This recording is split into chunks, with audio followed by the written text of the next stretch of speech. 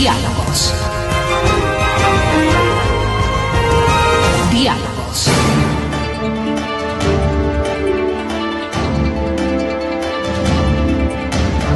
Sí, buenas tardes. Estamos iniciando ya nuestros diálogos. Comentábamos con nuestra invitada, la asambleísta Alexandra Ocles, que llegar está un poco difícil. Quizá el entusiasmo del partido de fútbol de hoy en la noche, pero también las obras y los conflictos que Quito tiene normalmente. Está con nosotros, como les digo, la asambleísta Alexandra Ocles. Me decía, es directora distrital de Alianza País, ¿no? Sí. Alexandra, comencemos entonces con eso. ¿Cómo es la estructura de Alianza País y cómo están preparándose? Usted como directora distrital, entonces, debe estar ya organizando. Este es un año electoral y luego ya le preguntaremos cosas de la asamblea. Bienvenida, bueno, gracias por acompañarnos. Gracias, Francisco, un gusto siempre poder compartir con ustedes. Bueno, el trabajo en este caso, yo tengo la dirección del Distrito Norte de Quito en el marco de la estructura de Alianza País. Nosotros tenemos del director provincial, que en este caso es nuestro compañero Gustavo Baroja, y luego están los directores distritales, cantonales, parroquiales. Así que la estructura, digamos, llega hasta la parte parroquial, más organización barrial también. No, la sobre todo la parroquial, porque después está la estructura de los CRCs, de estos comités de la revolución, que son... ¿Lograron estructurarse esos como tal? Sí, lograron. Sí, usted diría que...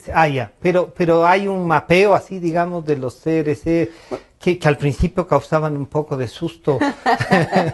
Pero, todo era especulación, Francisco, porque en realidad los CRC son esta forma de estructura, de organización más pequeñita del movimiento, que lo que le permite es que la gente en el marco de su barrio, de su organización, pueda estar informada, pueda generar acciones, pueda promover también discusiones a la interna, porque de eso se trata, de que la política que la organización pase por ese debate. Así también, es, ¿no? Y que la política pueda pasar por esa estructura más chiquita en la discusión que tiene la gente que hace parte del movimiento, los vecinos, y que tengan como este espacio de debate que es más pequeño y que ayuda a consolidar los otros espacios de la estructura del movimiento.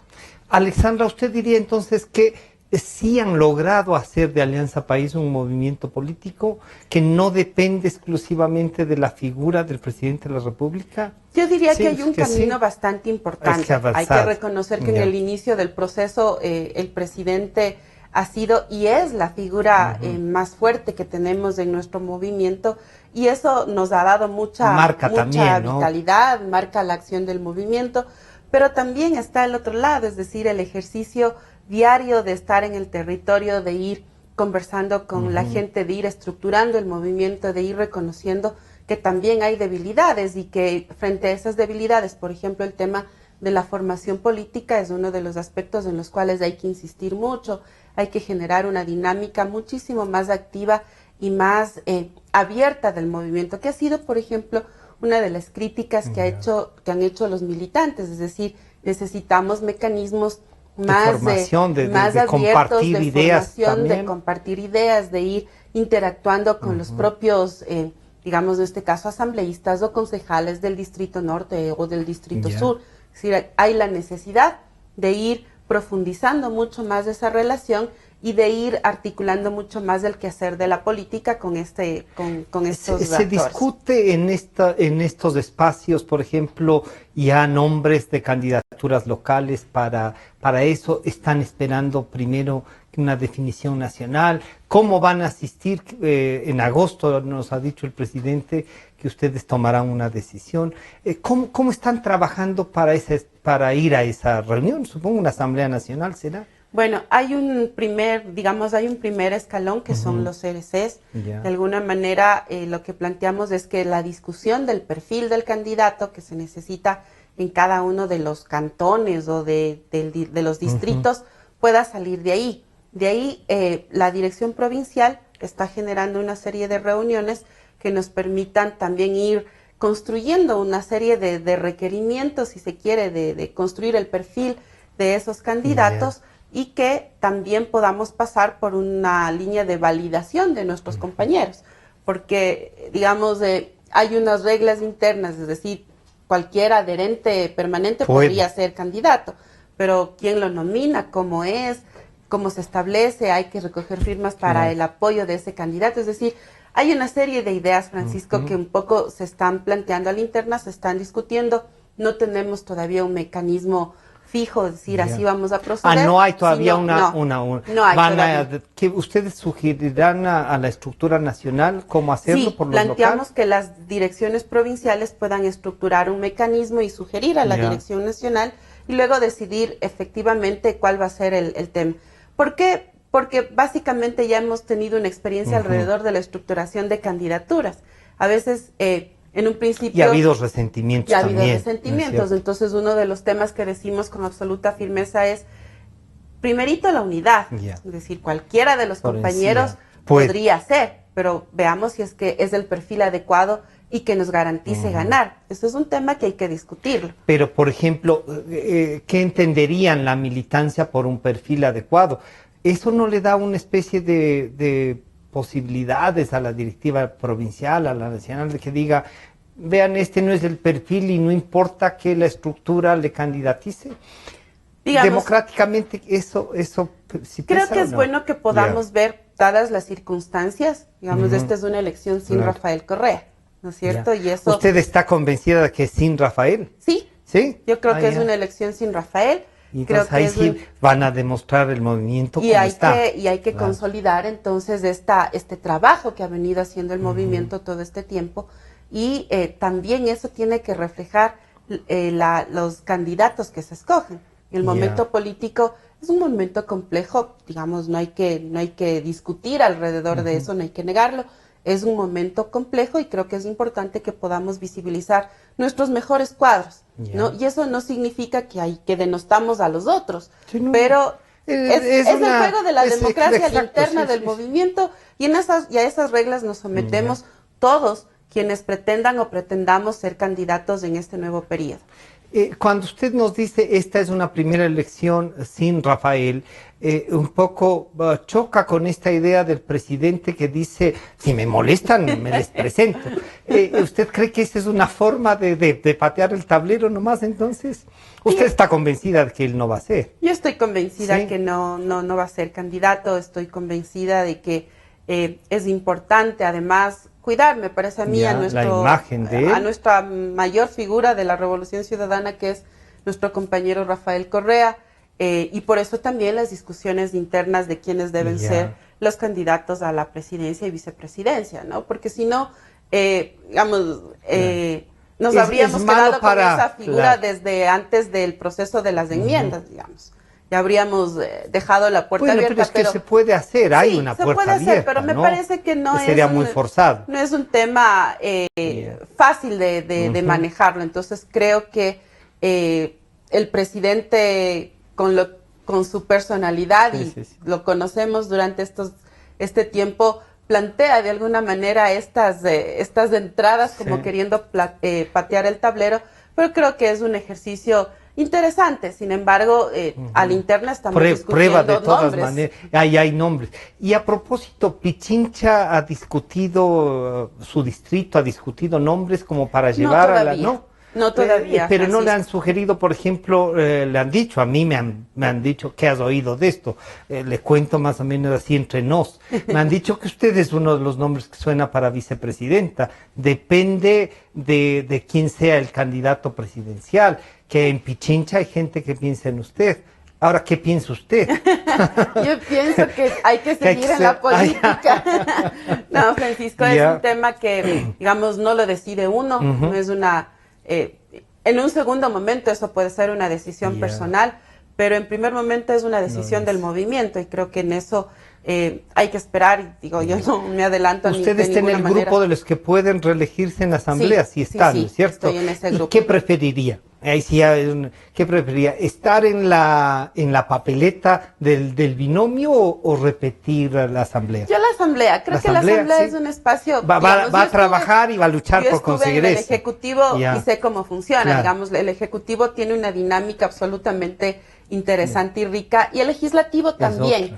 A mí en lo personal me gustaría estar en el legislativo. ¿Llenó entonces su espacio político el legislativo, sí? Digamos, tiene lo suyo, tiene lo suyo. Como digo, el ejercicio del Ejecutivo es súper interesante, le permite a usted hacer un sinnúmero de acciones. Cuando uno ha asumido la política, digamos, como una actividad de servicio, creo que es súper rico el poder estar en esos espacios y poder tener la responsabilidad de trabajar por una serie de temas que el país y que la gente quedan necesita. Quedan pendientes en esta legislatura. Quedan siempre pendientes. Una cosa, Alexandra, ¿se mide una legislatura por la cantidad de leyes, de convenios y de tratados que han discutido? ¿O a lo mejor harían un gran trabajo no legislando más, sino un poco evaluando, haciendo un seguimiento diferente? Francisco, creo que son varios los elementos que uno tiene que tomar en cuenta en el caso de la legislatura. No es solo la cantidad de leyes, también es la calidad de esas leyes, ¿no es cierto? Los enfoques de esas leyes, que me parece súper importante. También tiene que ver con la gestión tanto de la institución como tal, pero también la gestión individual de los asambleístas. Entonces, todo eso refuerza la imagen institucional. Y creo que en eso hay que ir trabajando muchísimo, hay que ir generando una dinámica muchísimo más participativa, sin querer decir con esto que lo de ahora no ha sido participativo. Creo que esta ha sido una experiencia interesante. Desde Montecristi, esta figura de la asamblea participativa nos ha dejado un sinnúmero de elecciones y creo que hay que implementarlas y hay que generarlas.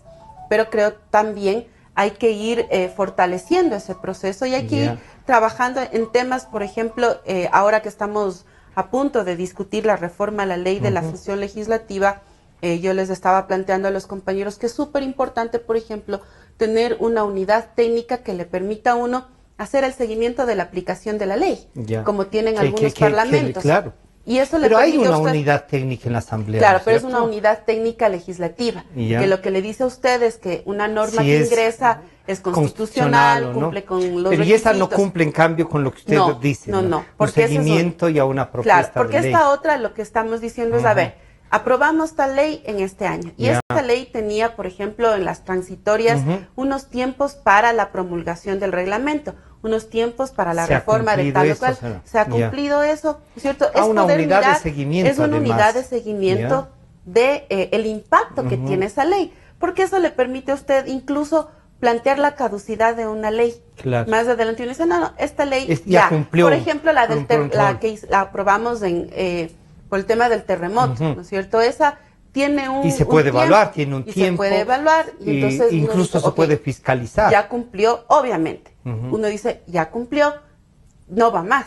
Claro. O también en términos falta del análisis tiempo, presupuestario. Falta tiempo para aplicarlas, necesitamos recorrer más. Si uno puede pensar en reformas, cuáles son las reformas que esa ley precisa. Entonces, esos temas me parece que fortalecen mucho más la institucionalidad. El informe de las Naciones Unidas sobre derechos humanos, entre una de las cosas que resalta, otras también la califica y demuestra su preocupación, es esto de la participación de la mujer en la vida política, ¿no es cierto? ¿Usted creería que este 50-50 ha cumplido su objetivo, que las mujeres que están representándonos en la Asamblea Nacional se ganaron ahí, algunas entraron solo por el 50-50? ¿Cómo evaluaría usted esta parte que las Naciones Unidas la califican de positivas, ¿no? Creo que faltan cosas, pero... Así es. Creo que tiene varios planteamientos, Francisco.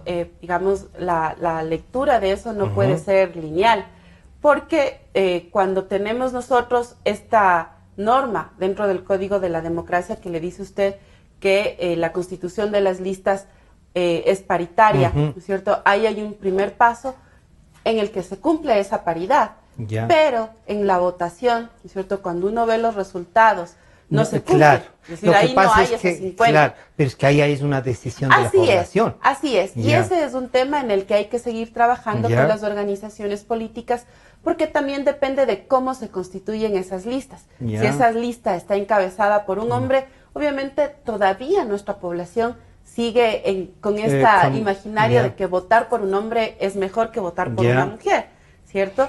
Y en eso hay también una apuesta que yo siempre les he dicho a las compañeras, todo bien con el 50-50, pero ¿cómo cumplimos que también la presencia de las mujeres indígenas, de las mujeres afroecuatorianas, esté garantizada en ese 50%? O sea, pero esa discriminación positiva que usted lo plantea así, ¿no resulta un poco injusta también? Por decir lo menos, o sea, esto que dicen, a ver, yo soy indígena, 2 puntos más.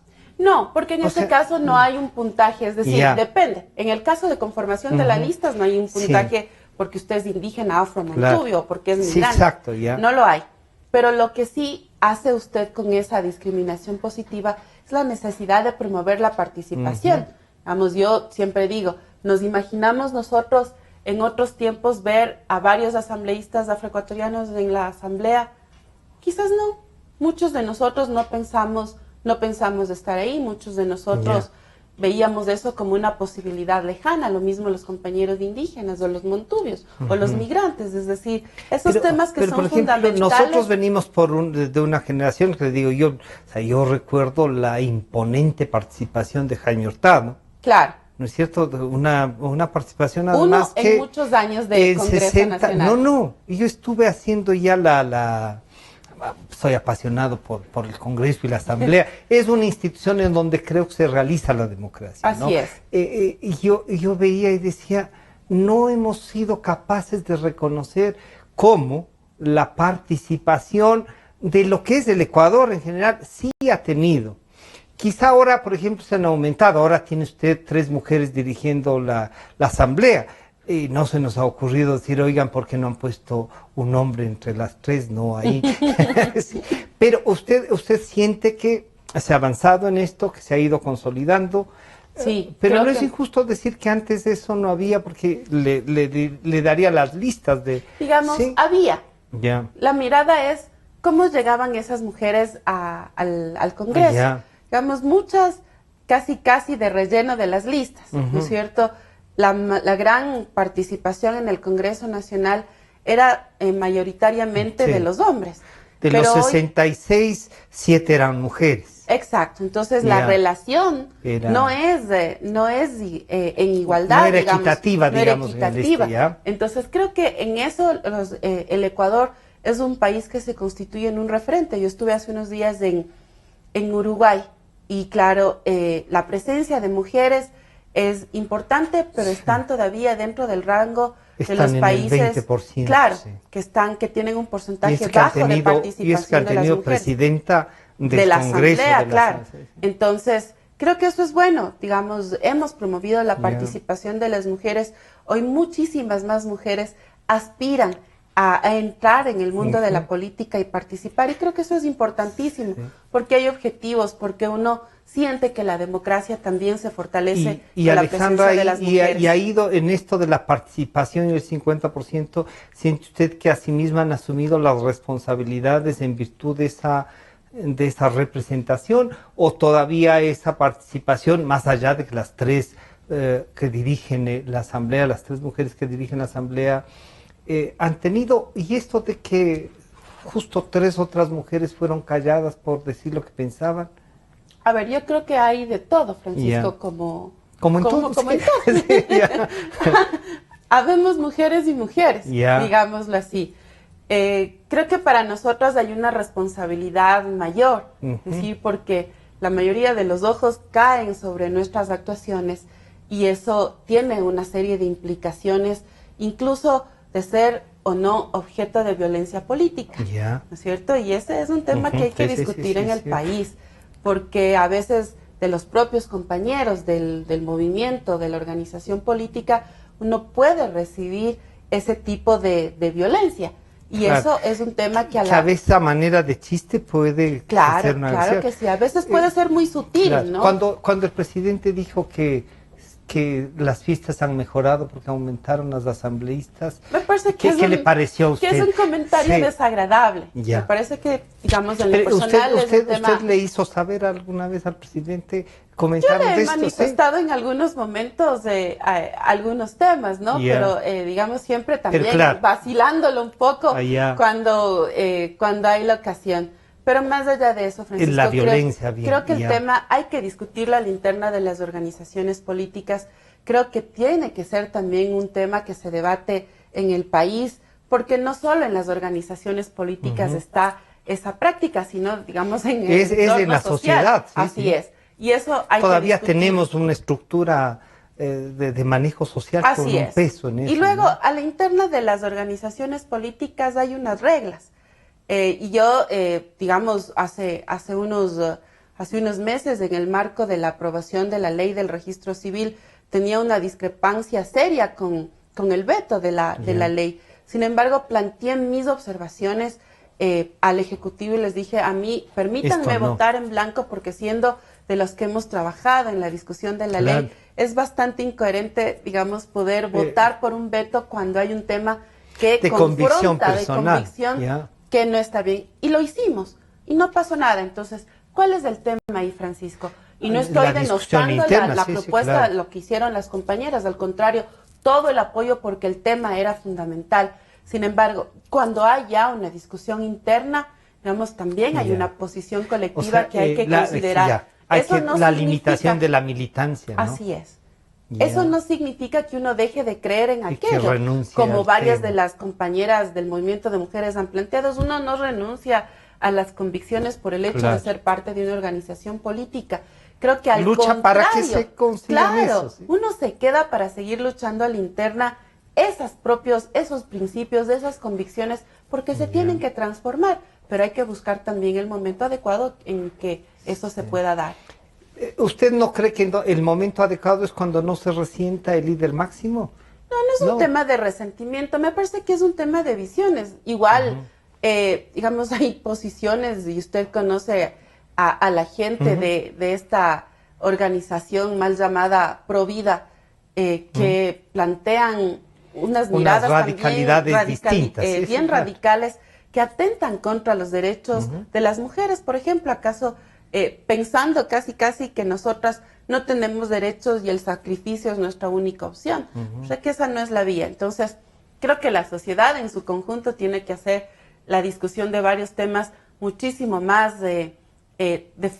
abiertamente, de forma mucho más transparente, y sin los falsos moralismos, digamos, dejemos eso de lado, porque yo les decía, la moral que juegue en una parte, sí, pero el pacto social tiene que ser una cosa distinta, ¿no? Así es, cuando uno legisla, no legisla desde sus moralidades personales, digamos, porque eso no rige la sociedad, no es un tema personal. Así que en esa medida hay que seguir trabajando y construyendo. Alejandra, entonces, las mujeres, ¿usted cree que podrán tomarse más Alianza País? Hay que hacerlo. Sí, claro. ¿Cree que encabezarán más listas? ¿Están trabajando en eso? Es una apuesta, que estamos estableciendo a la interna. Creo que es súper importante que podamos promover muchísimo más la participación de las mujeres. Yo conozco compañeras valiosas, hermosas, que han trabajado calladitas a la interna y que promueven la participación de las mujeres, pero también de los ciudadanos en general. Así que con mucha más fuerza hay que impulsar la presencia de las mujeres en la política. Alexandra, ¿por qué gente como usted no encuentra enemigos en la política, sino adversarios, gente que discrepa? ¿Y por qué un gran número de sus compañeros, en cambio, ven en todos enemigos y gente que no vale la pena y descalifica?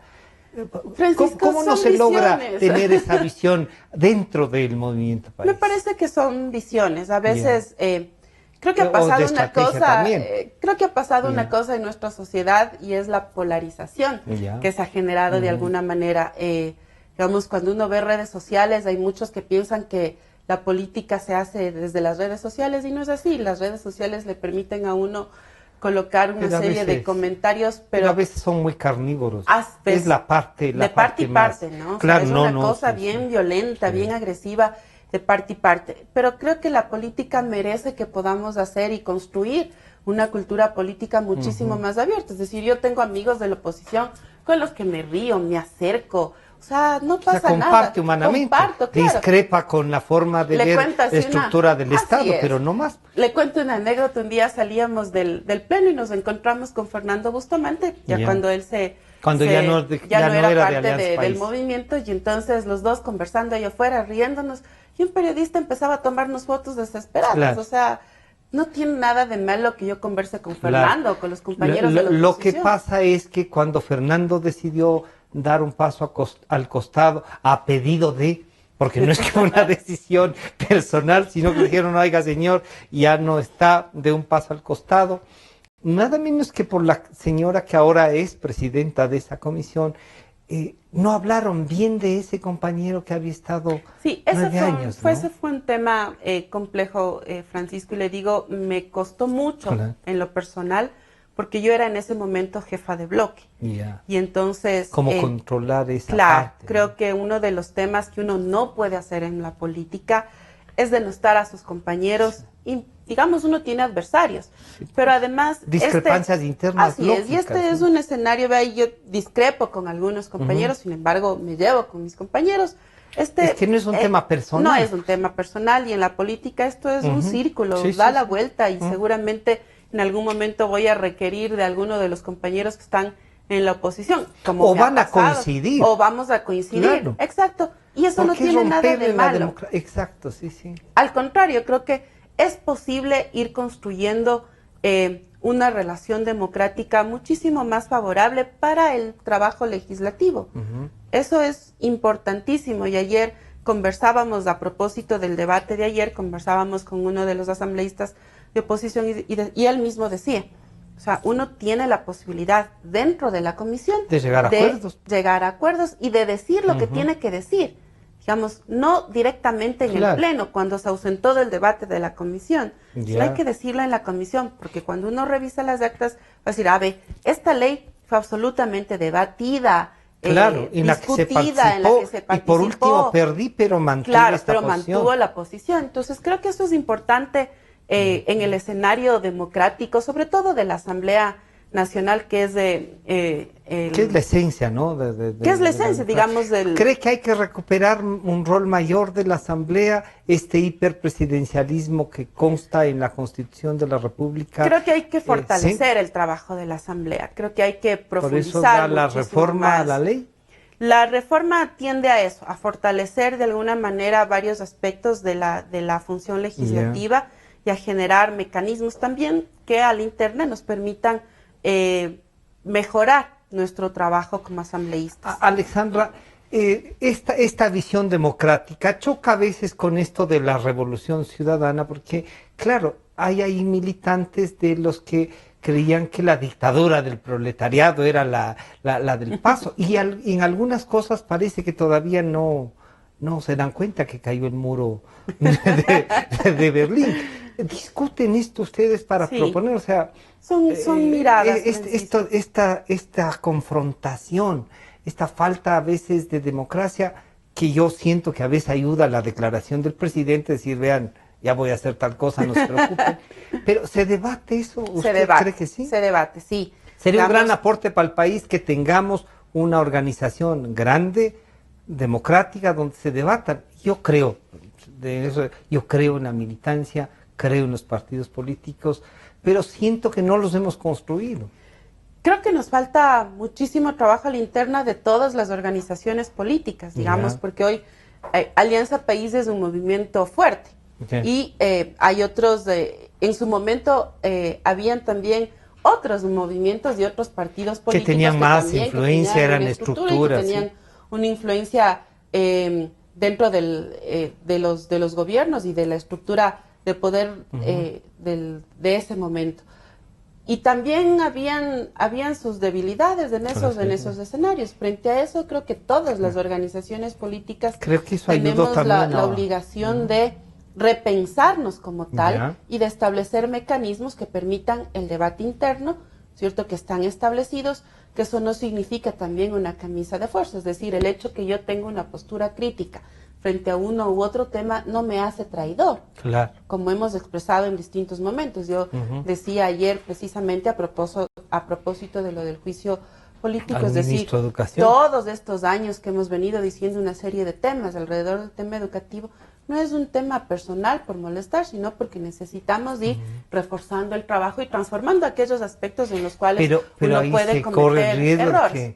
el señor presidente dice solo por fastidiar no le dejan trabajar al ministro. Digamos, ese es el estilo de él. Creo que hay que mirar también los enfoques de esos usted temas. le conoce más al presidente, por eso le digo, es un estilo que a veces los otros le decimos, oiga, pero si algo le debe... es un estilo, pero digamos, más allá de los comentarios del presidente alrededor del tema, uno tiene que mirar si ese funcionario cumplió o no con la norma, porque si no cumplió con la norma, entonces eso tiene otras connotaciones y otros resultados en este escenario de juicio político, por ejemplo. Pero si no, digamos, nosotros tenemos a la interna mecanismos de debate, de discusión. Somos 98, no pensamos igualito, felizmente. Por suerte. Exacto, no pensamos igualito. Pero a veces tenemos la impresión de que no piensan en realidad igualito, pero que se aguantan. No, Francisco, lo que hay es el debate interno, lo que hay es la posibilidad de discutir con el Ejecutivo varios de los temas. A mí me preguntaban ahora, ¿ustedes cambien algo si las expresiones del presidente alrededor del tema del juicio político? O sea, el presidente apoya siempre a sus ministros, obviamente. No lo hubiese sacado. Exacto. Apoya siempre a sus ministros, pero una cosa es lo que diga el presidente y otra cosa es lo que las pruebas puedan demostrar de este llamado a juicio político. Pero además los juicios políticos sirven incluso para consolidar a los ministros porque pueden demostrar que han hecho bien, ¿no es cierto? Sí, creo que de todas formas es una oportunidad. Pero ¿no? ¿Hay o no hay un déficit de fiscalización en esta asamblea, Alexandra? Depende cómo uno vea, Francisco. Mire, yo he tenido varios temas. El tema de la Clementina, por ejemplo, TAME, hemos estado con... Otro de los temas alrededor del IES, es decir, hay varios escenarios de fiscalización. No es que uno se queda cruzado de brazos viendo cómo salen temas. Bueno, ya, no. Hay una preocupación. Hay una preocupación, porque además... ¿Pero no vemos resultados o sí? Creo que hay resultados. Mire, yo tenía hace unos días el caso de una señora funcionaria del IES que tiene una dificultad. Hemos logrado poder establecer ahí un mecanismo de discusión de que el IES puede investigar el caso de esta señora y de que se pueda resolver. Es decir, yo actúo sobre la denuncia que me hace un ciudadano, pide información, recolecto toda esa información. Pero también puede percibir lo que pasa y plantear un tema. Y plantear, si hay necesidad de llegar, digamos, a una instancia de juicio político, no lo dude que lo haremos, como se está generando ya en este momento. Algunos pensaban que hoy la Comisión de Fiscalización, por ejemplo, iba a archivar el juicio político y no funciona así. Entonces creo que hay a veces un desconocimiento pero es que todos de la habían norma, sido archivados. Pero hay una norma, Francisco, que uno no se puede saltar. Esa norma. Uno tiene que seguir los pasos y hacer el debido ¿Qué esperaría proceso. usted de este juicio? ¿Que tenga la oportunidad el ministro de explicar o usted ya tiene algunas dudas sobre eso? Mire, creo que es importante que en este caso el ministro pueda explicar claramente varios de los temas que han sido planteados como parte del llamado juicio político. Es importante también escuchar a quienes han planteado, a quienes son los demandantes, en este caso Byron y los demás 36 asambleístas que firman la petición. Digamos, yo no me quiero adelantar, quiero escuchar porque me parece que... Ustedes van a tener que juzgar. Así es, nosotros vamos a tener ¿Y al interior del bloque ustedes han analizado la actuación de los ministros? Claro que sí, es un tema permanente. ¿Sí? Claro, Francisco. Le digo así que a veces los ministros no quieren ir al bloque. Claro, porque hay una interpelación permanente frente a una serie de temas. En educación hemos tenido una serie de discusiones, de hecho... el ministro ¿Eso no se hace público? Puede ser, ¿no? Como estrategia no hace público. Digamos, pero son discusiones internas. Son discusiones internas del bloque. Nuestros compañeros que están en el territorio continuamente están pidiendo a los ministros la comparecencia por uno u otro tema y los ministros tienen que acudir a las reuniones del bloque y explicar. Cuando no hay una satisfacción precisamente de la información que se nos entrega, también hay una propuesta propuesta que se hace, hay temas que se van trabajando. ¿Han sugerido alguna vez ustedes algo como decir, este gerente, este director, este ministro, este subsecretario, oigan, de todo lo que nos ha contado, hay que sacarlo. Sí, han hecho, sí. Créanme que sí. ¿Y lo han sacado? En algunos casos. En algunos casos. Ese va a ser motivo de alguna investigación posterior. Por favor. Claro. Alexandra, usted topó el tema de TAME, que es un tema que el presidente ha dicho que hay que liquidar, que incluso hay que sacar a la venta esa empresa, lo cual sería la segunda empresa de aeronáutica que la sacamos a la venta perdiendo. Pero antes de venderla, ¿no será bueno saber todo lo que ha pasado al interior? Todos los gastos de publicidad, todos los gastos que se han hecho a partir de repartir boletos. Y ahí hay un número de boletos, sobre todo de la Argentina, que tienen que ver con alguna amistad de una ministra de Estado. ¿Todo eso ustedes sí están? Creo que yo he hecho solicitud de sombras y dudas. Yo creo que hay que sacar esa información, hay que ir viendo. Yo he hecho solicitud de varios temas sobre TAME. Me parece que es importante desde mi visión un poco venderla saneada, transparentando la información alrededor de eso. Creo que, digamos, lo de TAME no es de ahora. Ojo, lo de TAME no es de ahora, digamos, no es de estos 10 años. TAME tiene una historia muchísimo más larga de mal manejo. Pero la inversión y los gastos de estos 10 años son terribles. Es importante mirar todos esos aspectos para que podamos tener, obviamente, una empresa que al que la compre le sea rentable, ¿no? Pero que además también el país vea cómo se ha manejado y pueda recuperar algo también de lo que significó ¿Cree que es posible recuperar con la venta algo? Yo creo que porque lo que se ha invertido alcanza más allá de lo que se dice, se podría vender la empresa también. A mí me llamó mucho la atención esta información de los boletos y de durante 10 años, ¿no? De alguna gente viajando casi gratuitamente, o sea... Digamos, no es gratuito porque les ha de haber costado el taxi para llegar al aeropuerto. Hay varios temas que a uno, digamos, le sorprenden, le alarman un poco y le generan ahí unas alertas. Me parece que... Pero usted va a continuar con lo de TAME. Claro que sí. Sería irresponsable de mi parte contentarme con... tener con la venta? Usted diría, ¿va a tener usted un informe en virtud de lo que ha pasado en TAME? ¿Sí? Esperemos que sí. Yo estoy solicitando, como digo, la información. Me ha llegado una partecita, me hacen falta todavía informes de la propia institución. Claro. Contraloría también tiene un examen especial y hay un informe alrededor de eso. Entonces, todos esos temas hay que recolectar para que podamos tener una visión completa. Tengo ahí mis alertas, pero espero con la información bajar esas alertas o alertarme mucho más. Claro, voy a iniciar una cosa distinta, ¿no? Alexandra, también está pendiente el tema de esta propuesta que acaba de hacer el secretario jurídico de la presidencia por pedido del señor presidente, que es esto de los paraísos fiscales. ¿Qué piensa usted, primero, de que existan paraísos fiscales? Segundo, de que las empresas o empresarios ecuatorianos o ciudadanos ecuatorianos tengan cuentas o manejen cosas desde esos paraísos fiscales. Y así una idea suya de qué pasa en este ambiente para después puntualizar una pregunta, ¿no? Francisco, a mí me causa un poco de escozor, porque tengo la sensación de que los paraísos fiscales le sirven a uno para ocultar una serie de cosas, ¿cierto? También reconozco que, digamos, un empresario que cumple con la ley, que paga los impuestos y que tiene la posibilidad de tener su plata en otro lugar o de montar una empresa con toda la legalidad, está bien. Sin embargo, igual creo que hay que cuestionar un poco qué tan ético es eso. Porque para mí hay una... O sea, puede ser legal, pero no necesariamente lo correcto. Porque además, digamos, para mí hay una línea delgada entre la política y la ética, por un lado, pero también entre los principios de uno mismo y lo ético. Es decir, ¿qué tan responsable suena que yo no crea en mi país y saque mi plata, aunque uno pueda hacer lo que le dé la gana con su plata, pero saque mi plata y la ponga en otro lugar? Pero si esa plata sirve, por ejemplo, a través de una empresa para atraer más o para dinamizar el comercio exterior.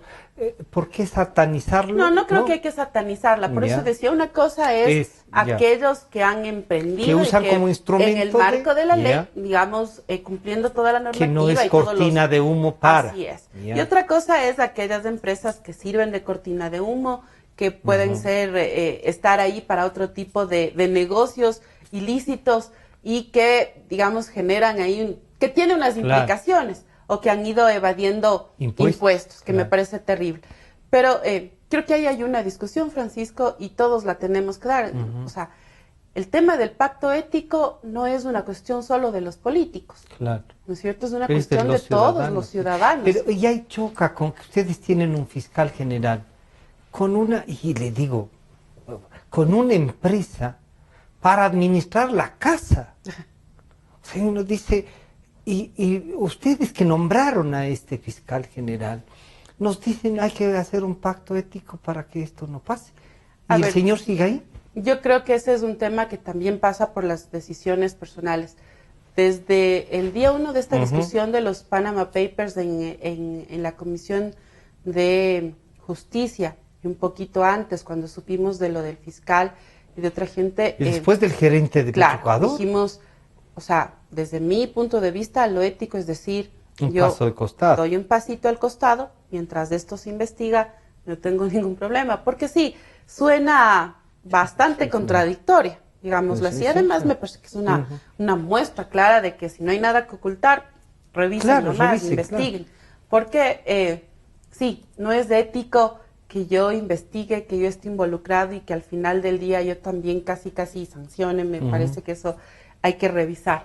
Pero Alexandra, ¿por qué pedir a los unos que tengan una actitud ética y a los otros denostarles de que eso mismo que han hecho no es bueno, sabiendo que hay posibilidades legales de hacerlo, ¿no? Creo que el tema va mucho más... Es para plantearlo así. Es para plantear una discusión más abierta, es decir, si usted es un actor político, ¿no es cierto?, que está queriendo ser candidato de alguna cosa y tiene tiene sus recursos en paraísos fiscales y usted en el día a día me dice que hay que ser emprendedor, que hay que invertir en el país, que hay que... Me está poniendo unas reglas de juego que usted no es capaz de cumplir. ¿Y por qué le tengo que creer? Es que ahí les respondemos del resto. ¿Y por qué les creemos a ustedes si tienen funcionarios con lo mismo? De acuerdo, pero digamos, el tema es tanto de casa adentro como de casa afuera.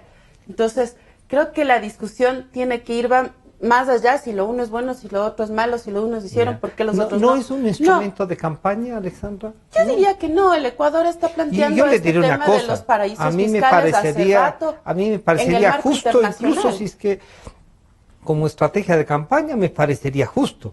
Lo que me parecería injusto es que esto sea usado para enfrentar a los otros. Como tema me parece que está bien. Y creo que hay que asumirlo así, como un tema que nos permite la discusión a todos, es decir... Aparte del proceso electoral. Aparte del proceso electoral. Si usted quiere ser candidato, por lo menos intente ser coherente. Es decir, usted me está planteando un modelo de país que usted no va a ser capaz de cumplir, que no lo está cumpliendo. Entonces, más bien, discutamos frente a frente si eso está bien. Y ustedes les podrían decir, insistir, usted lo ha dicho, ¿no? Yo creo que los que están en esto deberían dar un espacio y no dañar incluso al gobierno. Lo hemos expresado en distintos momentos, en las discusiones, lo hemos expresado. Creo que es un tema que ya, digamos, quieren que analizarlo.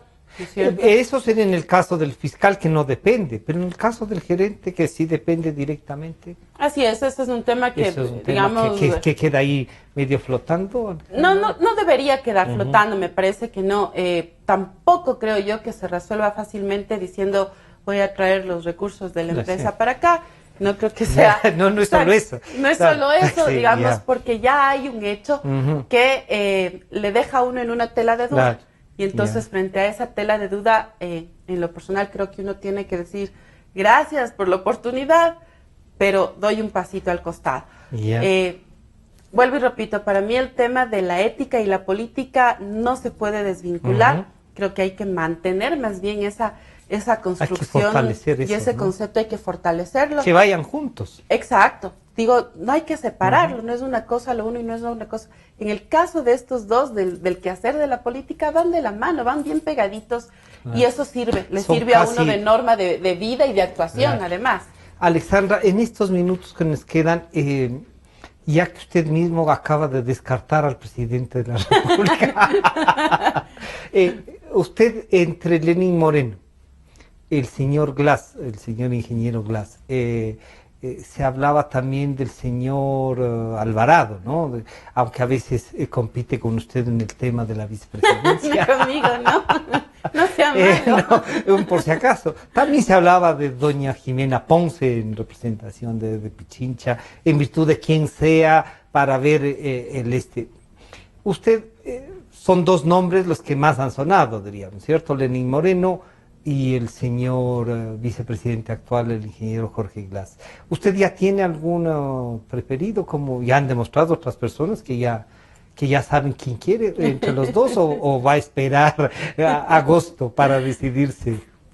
Francisco, ese es un tema en el que sin duda hay unas preferencias personales, pero esas preferencias personales también hay que irlas construyendo y hay que entrelazarlas también con lo que el movimiento plantea, y hay una discusión, digamos, del plan de gobierno. Para ese plan de gobierno, ¿quién nos ayuda a promover muchísimo ese plan de gobierno? ¿Quién es la figura ganadora también? Porque se trata de ganar las elecciones. Entonces, creo que todos esos temas hay que considerarlos. Yo respeto, aprecio y quiero mucho a los dos compañeros que han sido ¿Y podría haber un tercero? Momento, que han sido planteados, ¿no? Se discute, a veces parecería que se discute y todo. Pero digamos, no, yo no creo que haya ningún recelo. Tanto Lenin tiene una serie de fortalezas absolutamente importantes como el mismo compañero Jorge Glass. O sea, cada uno tiene lo suyo, diríamos así. Cada uno tiene unas fortalezas que son importantes para este proceso, y en esa medida habrá que ir viendo.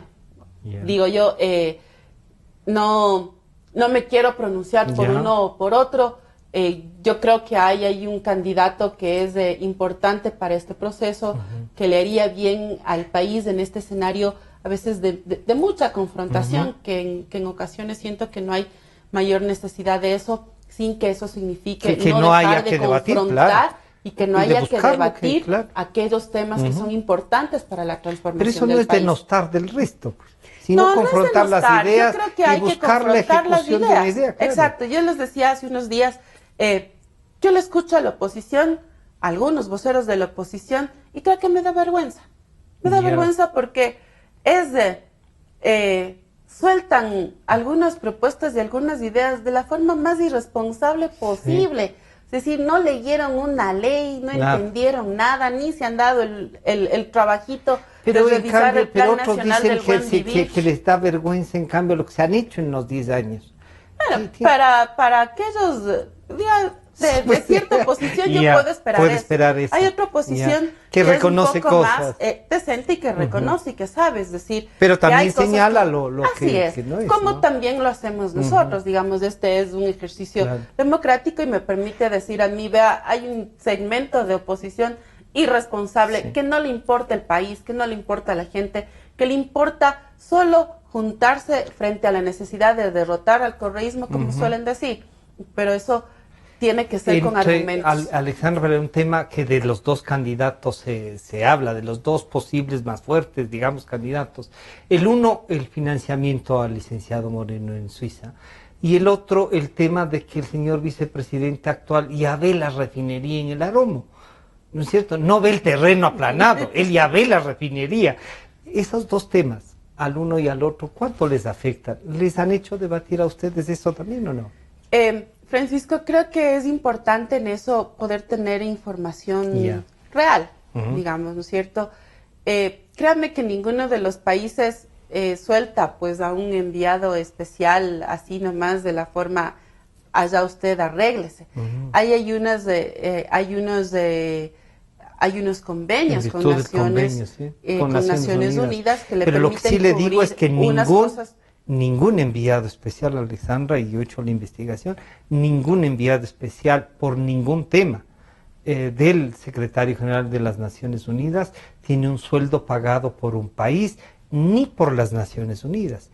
Hay unos casos que suman, creo que 42, en donde se les han pagado en virtud de lo que van a hacer, de lo que van a promocionar, hoteles y pasajes, y creo que viáticos incluso, ¿no? Pero un sueldo permanente y una oficina permanente no se da sino en el caso del señor licenciado Moreno. Bueno, creo que ese es un tema que seguramente está establecido así con Naciones Unidas. El convenio de Ecuador con El convenio de Ecuador con Naciones Unidas. Creo que obviamente hay algunos que están pidiendo información alrededor de eso y es importante dilucidar por el bienestar de todos, para que todo el mundo esté tranquilo con la información que se puede obtener de eso y tener claridad al respecto. Pero, digamos, no creo que haya que denostar esa imagen, ¿no es cierto? Ni haya que asustarse de alguna manera de los temas que están alrededor de eso. Veamos, digamos, si hay un convenio con Naciones Unidas y está establecido así, y el país se comprometió, porque también el tema de discapacidad es de alguna manera nuevo en este escenario mucho más internacional y se posicionó bien y se está haciendo un trabajo importantísimo a nivel mundial. Creo que ese es un tema vital. ¿Usted sí tiene información del trabajo que se hace a nivel mundial de parte del vicepresidente? Muy poquito, Francisco. Mis temas están más alrededor. Más al interior. Sí, pero además más alrededor de la problemática de derechos humanos de población afrodescendiente, que es así como como un peso mayor, digamos. Así es. Sin dejar de ver lo nacional. Sin dejar de decir que lo otro es importante y que hay que tener información. ¿Y en el Aromo veía una refinería usted o si ve como el resto de los ecuatorianos un terreno de no sé cuántos estadios? De la misma manera, Francisco, hay que solicitar información de eso. No ha sido un tema en el que he estado involucrada, creo que hay que discutirlo. ¿Han tenido otros encargados de hacer ese seguimiento? Si en este momento hay las condiciones para establecer el proceso ya, digamos, de construcción de lo que significa esa refinería, hay unos planteamientos que se tienen que revisar. Veamos si hay las condiciones. Si no hay las condiciones, tal vez podemos postergar el inicio de esa construcción, pero creo que hay que tener la responsabilidad de obtener toda esa información para poder expresar con claridad qué hacemos con lo del Aromo. Digamos, en estos años no se ha hecho por una serie de factores, pero veamos cuáles son esos factores y veamos si ahora el país tiene las condiciones para hacer eso. Alexandra, entonces la definición suya. Usted prefiere ir a la asamblea, cosa que yo digo me parece bien. Vaya, luche, consiga la asamblea. Para la democracia es bueno que participen, que vaya a luchar. ¿Usted les ha comentado en su distrito que va a luchar por esa candidatura? Digamos, hay intenciones, hay compañeros que también han planteado, Alexandra, tienes que estar, no te puedes quedar fuera. Entonces, a ratos uno dice, vea, esto tiene unos costos familiares importantes, que digamos uno los asume, pero hay que pensarlo. A mí en lo personal me gustaría, yo sí soy apasionada de la política y entonces creo que mientras pueda tener la posibilidad de servir al país, de poder defender temas en los cuales creo, este es el escenario en donde me gustaría estar. Así que veamos un poco también. ¿Cómo van bien? Y en los otros, ¿a quién ve en los otros distritos también con la voluntad de luchar y de trabajar para? Yo creo que hay compañeros valiosos. Otras compañeras también. Sí, hay compañeras, hay compañeros. El propio Fausto, que está en el Distrito Sur, digamos que ha tenido un rol de desempeño importante medios y todo, ¿no? En este periodo legislativo. Está Mauricio, que viene de la parte de los cantones. Hay una serie de nombres de compañeros y compañeras que podrían tener esta opción de reelección. Y que además nombres para la vicepresidencia en virtud de los dos, ustedes tendrán que verlo también. Sí, hay que ver. Yo ahí no me atrevo a... No se atreve a decir, tengo estos 10 nombres. No tengo. ¿No? La verdad es que no tengo nombres, Francisco, los tengo. Digamos, hay una serie de posibilidades de nuestros compañeros. Vuelvo y repito, para mí es importante el perfil que nos ayude a ganar esta próxima elección y que nos ayude a sostener que hay posibilidades de ganar las elecciones con un candidato presidencial? Yo creo que sí, Francisco. Creo que le hemos entregado al país una opción no demagógica, sino de un proyecto político que sí le ha transformado la vida a la gente, aunque algunos digan que esta ha sido la década del despilfarro. Ese despilfarro ha servido para una serie de temas importantísimos que hoy son un derecho, que antes eran un negocio. Antes era un negocio, me parece. Y yo he sido crítico, debo decirlo, y nunca niego, porque cuando asisto a opinar y me invitan en virtud de las investigaciones, he sido crítico del gasto. Y yo creo que en algunos casos se han hecho bien, pero en otros me parece que no ha habido la responsabilidad suficiente. ¿Pero usted cree que entonces todo el gasto ha sido responsablemente? Creo que hay de todo, Francisco.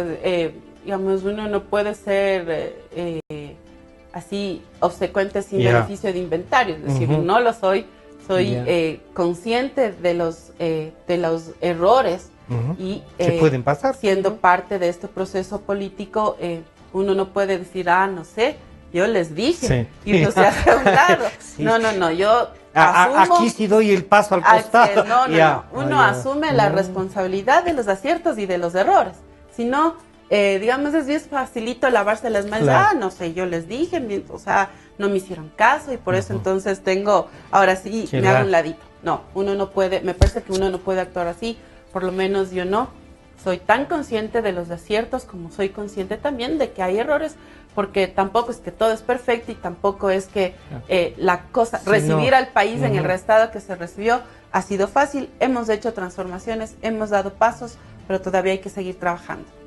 Bueno, ustedes ven, Alexandra Ocles es quizá, permítanme decir, de las figuras que Alianza País aporta, ¿no? Yo decía, podría haber hecho mucho más en aportaciones, pero Alexandra, yo me precio de seguir su carrera y me gusta esta forma de debatir.